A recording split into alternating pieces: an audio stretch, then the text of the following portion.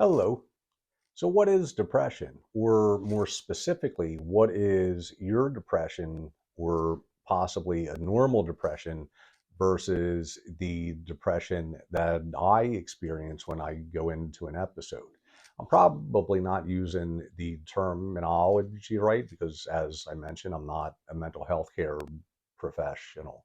But I do talk about it in my book, and the suit that I'm wearing is a really good example.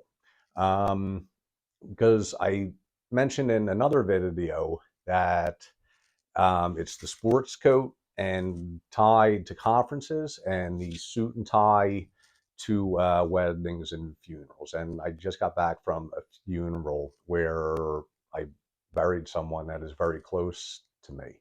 And it was compounded by the fact that Mom Kate was the mother of my best friend Maureen, who passed away a while back, and we buried her right next to her daughter. So I got a lot of feelings, grief, pain, loss, depression. I'm depressed. And then so I talk about in my book that I think that we as humans try to connect with other people based upon what we understand. I mean, it's natural. So the death of a loved one is how we process depression. But I'm there, and I've been there now, and I've been there a few other times, and I can tell you without any hesitation, it's nothing like what I feel. I mean, there's some marked differences.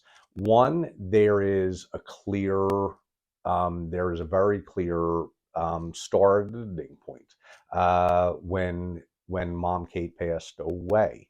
With the clinical depression, as I call it, it might be a lot more subtle than that, or it might not even be there. It might just happen. Um, Another difference is isolation with the funeral. I'm not isolated at it at all. I mean, I went to the funeral, I went to the burial, I went to the repast. I was at the hospital with the family. So I'm included in all that, and we're sharing memories and we're comforting each other. When I'm in the clinical depression, I want to completely isolate. So, what's the difference? It's an entire different reality. It really is. I explain in one chapter in the book that the closest that I could get to explaining it, I stole off of a sci-fi television show, Star Trek Deep Space Nine. In one episode, the main character, Cisco, encounters a species that does not live in linear time. So he has to try to explain linear time to them. Think about that for a second. How would you explain linear time to a creature that doesn't understand it? They live in all times at all moments. So, hint that I also talk about in the book, he used baseball. But that's what it can be like trying to explain my depression to someone else. It's like talking about an alternate reality, a completely different experience. It's not like the death of a loved one. It's not like anything that you may have experienced. It really is an altered reality. Um, there's a loneliness factor, an isolation factor, and there's a lot of things that are involved in it that I do try to go into in the book as much as possible. Another, now, how do we react to the depression? How do our loved ones react to the depression? I get into that in another chapter because it hit me because I had these insights here and there. But when I broke my ankle in Mexico, it really hit me that that was a great way to explain my depression because I'm sitting there with a broken ankle, stranded in a foreign country, and I'm pretty much fully dependent on the kindness of strangers. I can't do anything. Um, Even in the beginning, I also hurt my ribs, so I literally couldn't do nothing. And there was a lot of stuff that I needed to do. There was the laundry and getting water and all kinds of stuff. Well, I had this cast on my foot, this physical, visible, big cast on my foot. And so everyone jumped in. They wanted to help me. They would yell at me when I tried to do something for myself. Like, I mean, after a while, I was squirting around my apartment complex in my chair to get my laundry done or something like that. And they would come up and they would grab the laundry off me and yell at me, typically in Spanish or Portuguese, and then shoo me back into my apartment. And because they wanted to get everything done, because I couldn't get nothing done. Um, when I'm in that bad depression, it's the exact same thing.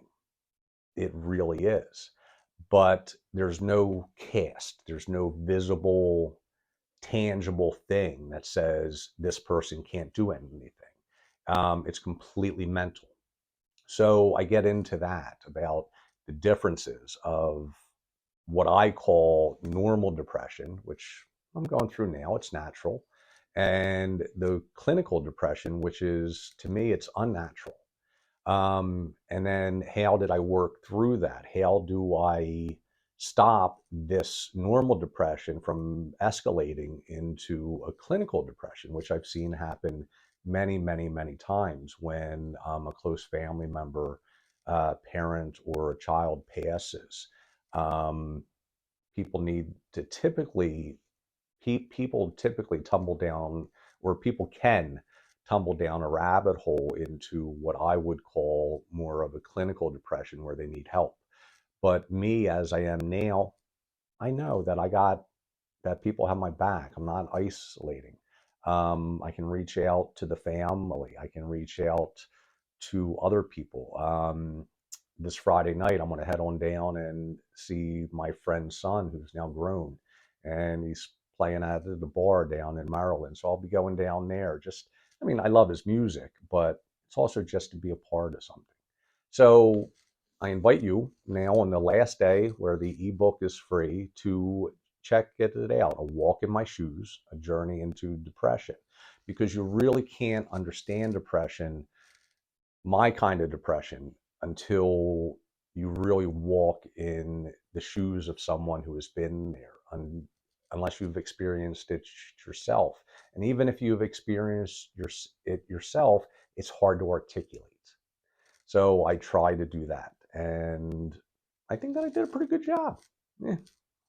But I'm back from the funeral, and now I'm gonna take off the tie, but the jacket and tie and the suit, and I think I'm gonna lay it down for a bit and think about mom and think about my dear sweet girl Maureen. Just I was given an old picture of us, um, which I didn't even know existed. But I think it's from back in high school. I'm pretty sure it has to be junior or senior year of high school. But there's a happiness involved there because even though she's gone, I can remember things. Whereas when I'm in the other kind of depression, I don't remember those things. So anyway, have a good day. Aloha. Share the book, Walk in My Shoes. Um, if you or someone that you know is struggling, I encourage you to read the book. It's free. Get it out on Amazon or on my website. Have a good day.